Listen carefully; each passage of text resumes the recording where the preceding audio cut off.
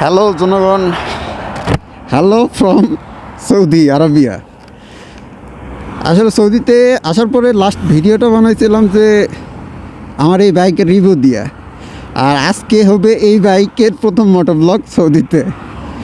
ইচ্ছা ছিল দেশের মধ্যে করার, বাট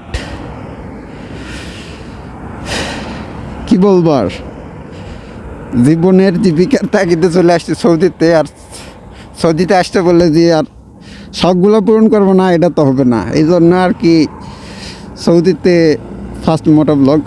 তো আমি গিয়েছিলাম তৈয়ক থেকে এখন যাইতেছি লাবানের দিকে। আর এটাই হচ্ছে আমার ফার্স্ট ভিডিও, মানে মোটো ব্লগ আর কি, সৌদির মাটিতে। দেশের মাটিতে যতটুকুই করেছি, চেষ্টা করেছি করার জন্য, কিন্তু ওইভাবে হয়ে ওঠা নাই।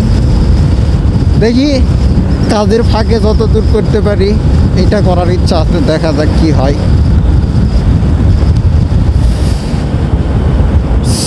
সৌদির মাটিতে কেমনে বাইক চালাইতে হয় দেখি। আসলে আমি কাজটা শুরু করছি মোটামুটি 2-2.5 মাস হয়ে গেছে। এতদিন রাস্তাঘাট চেনা, রাস্তার নিয়মকানুন জানা, এগুলোর জন্য আর কি ওইভাবে ভিডিও তৈরি করি নাই। তো 2-2.5 মাসে মোটামুটি যত দূরই পারছি জানছি এই দেশের রাস্তার নিয়মকানুন সম্পর্কে আর কি। তো এখন যতদূর পর্যন্ত পারা যায় আর কি, সবসময় চেষ্টা করি যে নিয়মকানুন মেনে চলার জন্য। যেমন দেখেন কত মানে ওয়াইড আর কি রাস্তা, তারপরেও ওই সাইডটাতে যাচ্ছি না, কারণ আমার বাইকের গতি কম। আর এখন বেশি রাত, গভীর রাত, মোস্ট অফ দ্য গাড়ি ধরেন যে এখন স্পিডে চলে, এই জন্য আর কি ওই সাইডে না যাওয়াই ভালো। আমাদের দেশের নিয়ম যেমন ডান দিকে থাকা বা বাম দিকে থাকা, সরি, আর এখানে নিয়মটা হচ্ছে ডান দিক থাকা।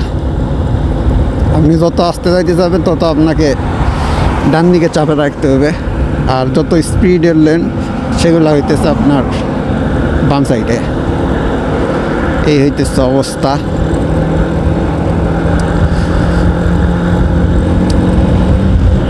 তো এখন যখন রুমের দিকে যাইতেছি আর কি, এখন রুমের দিকে চলে যাব। এখন মোটামুটি 2টা-2.5টা পার হয়ে গেছে।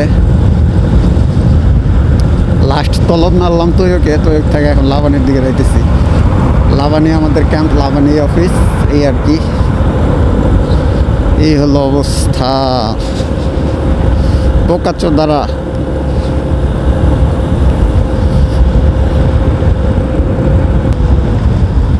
এই পড়ে গেছে সিগন্যাল। তো তখন রুমের দিকে আসতেছিলাম, তখন ইশারার পরে আরেকটা তরফ ঢুকেছিল, ওইটা কাছেই ছিল আর কি, এই জন্য ওইটা এখন দিলাম। আর আমার শিফট আছে 4টা পর্যন্ত করা যাবে না, প্রচুর ঠান্ডা পড়তেছে। এই জন্যে আজকের মনে রুমে চলে যাই।